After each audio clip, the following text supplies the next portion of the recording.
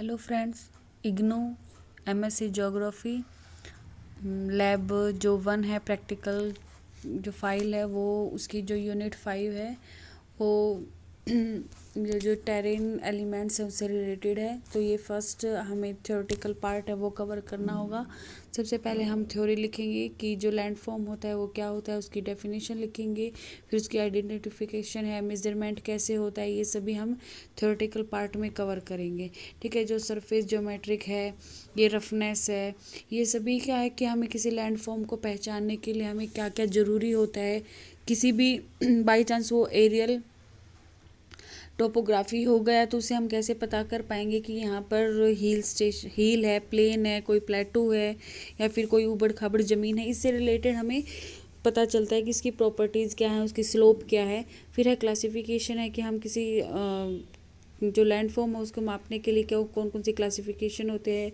फिर जो विजुअलाइजेशन है 2D 3D, आज रिसेंटली जो ग्राफिक मेथड है उसमें यूज़ किया जाता है। फिर जो ड्रेनेज एनालिसिस है वो हम कैसे कर सकते हैं।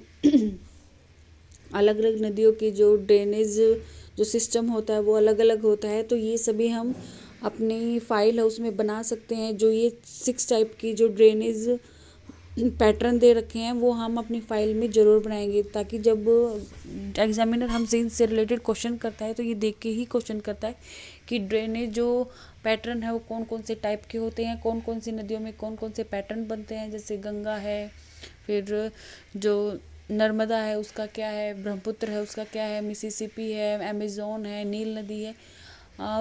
अलग अलग जो नदियाँ हैं उनकी जो हमारी ये महानदी गोदावरी कृष्णा कावेरी ये जो डेल्टा बनाती हैं वो किस किस टाइप का पैटर्न होता है, कहाँ से ये निकलती है, कैसे पैटर्न के हिसाब से ये अपना ड्रेनेज जो एरिया है उसको कवर करते हैं। ये सभी हम उसमें अपनी थ्योरेटिकल पार्ट में लिखेंगे।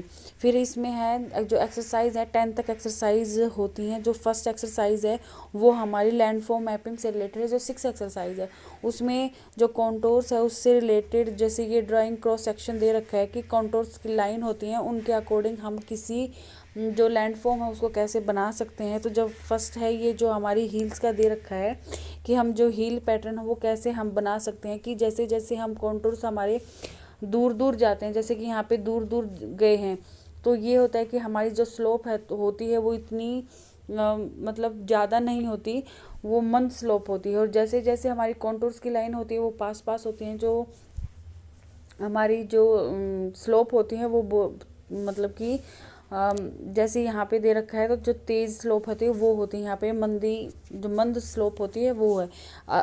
जो बाकी दे रखा है ये मैपिंग का, तो इसमें अलग अलग पैटर्न के हिसाब से दे रखे हैं, जैसे कि हील्स का दे रखा है। फिर आगे ये जितने भी हैं इनमें से आप या 2 या 3 आप कॉन्टूर्स के अकॉर्डिंग ये लैंडफॉर्म बना सकते हैं। फिर जैसे कि यहाँ पे जो एग्जांपल दे रखा है, तो अगर आपकी जो स्टडी सेंटर है उसमें दिया गया है कि आपको कोई पेज दे दिया जाएगा तो उसमें आप बताएंगे कि ये जो टॉपो सीट है इसमें आप बता पाएंगे कि कॉन्टूर से यहाँ पे कौन कौन सी हिल स्टेशन है, कहाँ पर मतलब कि पहाड़ियाँ हैं, कहाँ पे माउंटेन है। तो जैसे कि आप जूम करके देखेंगे तो यहाँ पे कॉन्टूर्स दिए गए होंगे, तो ये बता पाएगा कि कैसे हम डीप स्लोप कहाँ पर है। ठीक है,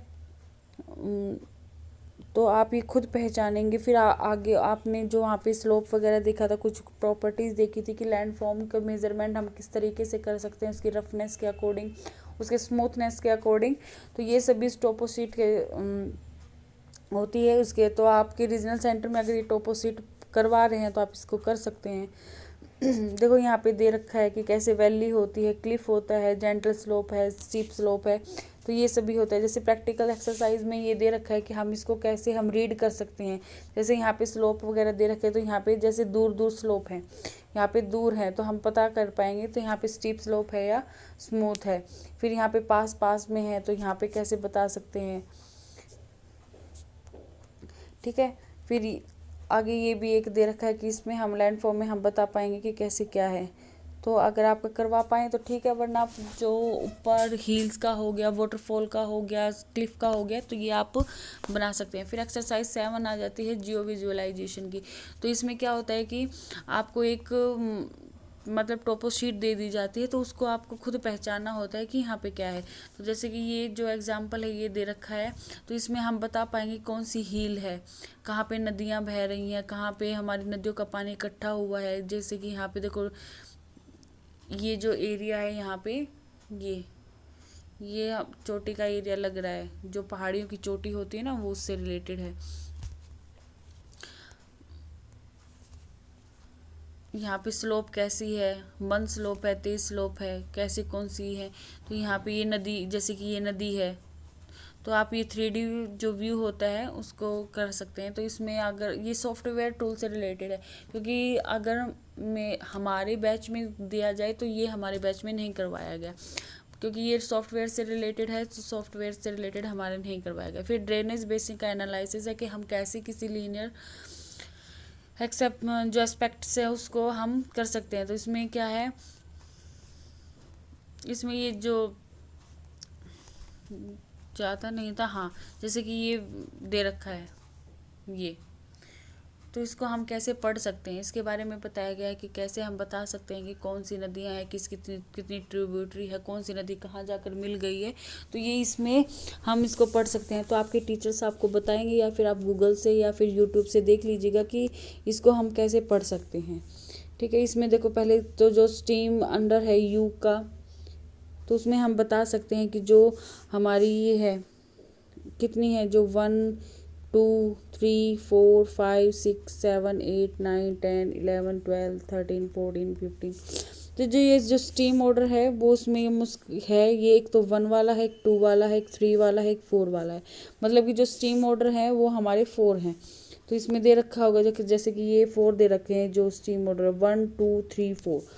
फिर है जो 1 वाले हैं वो कितने हैं, तो 1 वाले 20 हैं। एक 1 2 3 4 5 6 7 8 9 10 11 12 13 14 15 16 17 18 19 20। तो ये 20 हो गए। ठीक है, फिर है जो 2 वाले हैं वो 7 है। तो 2 वाली कौन कौन सी, तो ये है 2 2 3 4 5 6 7। तो टोटल हो गई 7। तो ऐसे हम कर सकते हैं। तो ये हमारी जो ये है जो स्ट्रीम ऑर्डर है, स्ट्रीम नंबर है, स्ट्रीम लेंथ है, जो बिफ्रिकेशंस रेशियो है, ये सभी हम इसको मतलब कि एनालाइज करके इसको पढ़ के ही हम बना सकते हैं। तो ये आपकी अगर करवाएं तो ये अदरवाइज़ ये जो एग्जाम सॉल्यूशन होता है, जो एग्जाम्पल दे रखा है वो अपनी फाइल में बना सकते हैं।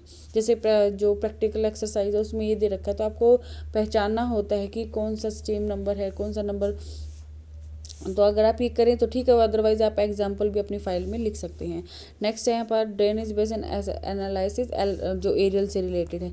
तो एरियल अगर फोटोग्राफी हुई है तो आप एरियल से पहचान सकते हैं कि इसमें देखो अदर है 5 टाइप्स के रेशियो है, इनको आपको निकालना होता है। ड्रेनेज डेंसिटी होता है, पैरामीटर होता है, रेशियो है, ये सभी आप इसको पहचान के बना सकते हैं, कैसे बनाना होता है। तो इसमें कुछ फार्मूलाज हैं, वो फार्मूलाज हम यूज़ करके उसको निकाल सकते हैं। तो आपकी ये प्रैक्टिकल भी दे रखा है, अगर आप प्रैक्टिकल जो एक्सरसाइज है वो कर सकते हैं तो ठीक है, अदरवाइज आप सॉल्यूशन वाला भी जो एग्जाम्पल दे रखा है वो कर सकते हैं।